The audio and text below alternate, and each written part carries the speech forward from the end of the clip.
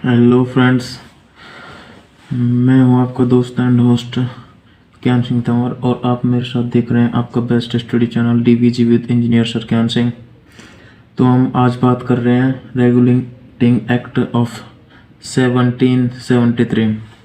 तो इसकी विशेषताओं के बारे में हम यहाँ पे चर्चा करने वाले हैं।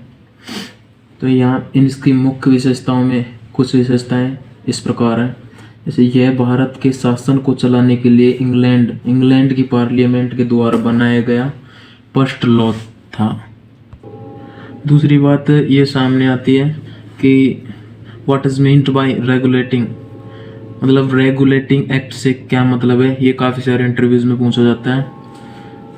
तो इसका एक साधारण सा जवाब है कि रेगुलेटिंग, जो कि रेगुलेशन वर्ड से लिया गया है, जिसका अर्थ है नियमन।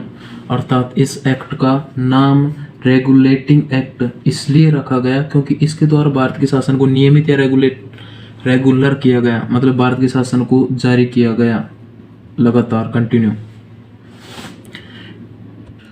तीसरी इसकी मुख्य बात यह है कि जब अंग्रेजों के द्वारा 1757 के प्लासी के युद्ध में बंगाल के नवाब को हरा दिया गया, तो ये बड़ा साम्राज्य, जो कि एक समृद्धशाली साम्राज्य था, वो अंग्रेजों के हाथ में आ गया। इसके बाद इन्होंने 1700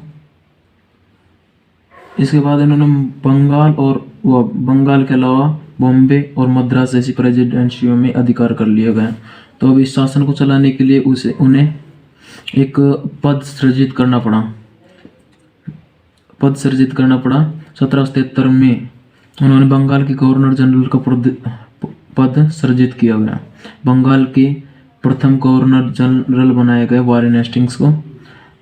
तो और बॉम्बे और मद्रास में एक गवर्नर का पद स्थापित किया गया, जो कि वारेन हेस्टिंग्स मतलब बंगाल के गवर्नर जनरल के अंतर्गत काम करता था। इसके अलावा चौथा मुख्य विशेषता ये है कि सुप्रीम कोर्ट की स्थापना सन 1773 के एक्ट के द्वारा की गई, लेकिन इसकी स्थापना 1774 में की गई।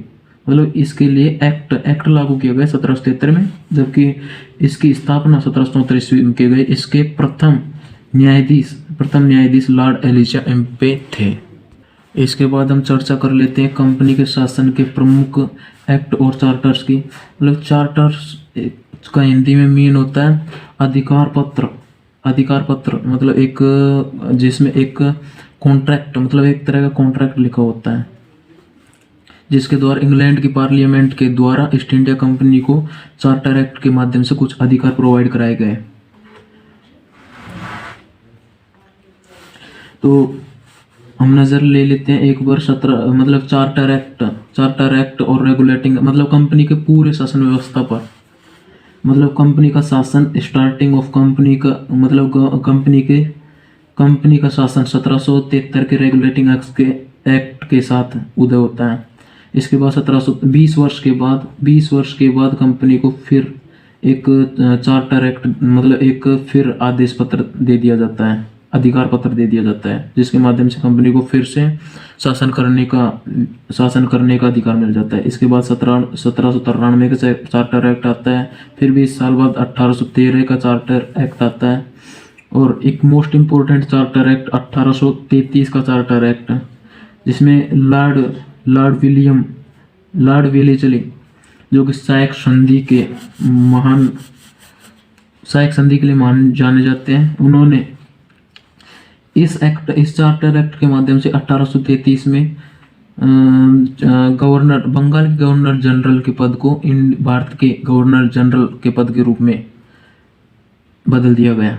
इसके बाद 1853 का एक्ट आता है, जिसमें लॉर्ड डलहौजी का शासन 1848 से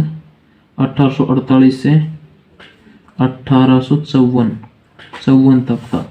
तो लॉर्ड डलहौजी के द्वारा गोद निषेध नीति अपनाई गई, जिसमें मतलब राजा के द्वारा जिस राजा के द्वारा उसके पुत्र नहीं होता था, उसको उसके राज को हड़प लिया जाता था। ये उसे मतलब गोद लेने की प्रथा को हटा दिया गया। इससे मतलब भारतीय लोगों में आक्रोश तथा कंपनी के शासन का अंत हो गया। ये अंत 1857 की क्रांति से होता है, क्योंकि 1857 की क्रांति मतलब लॉर्ड डलहौजी के द्वारा इतने अत्याचार किए गए कि जनता में बहुत ज़्यादा आक्रोश, कंपनी के प्रति बहुत ज़्यादा आक्रोश हो गया। इसके बाद कंपनी के शासन का बिल्कुल खत्म हो गया और इसके बाद है 1858 का भारत शासन अधिनियम, जिससे शासन की व्यवस्था सीधे इंग्लैंड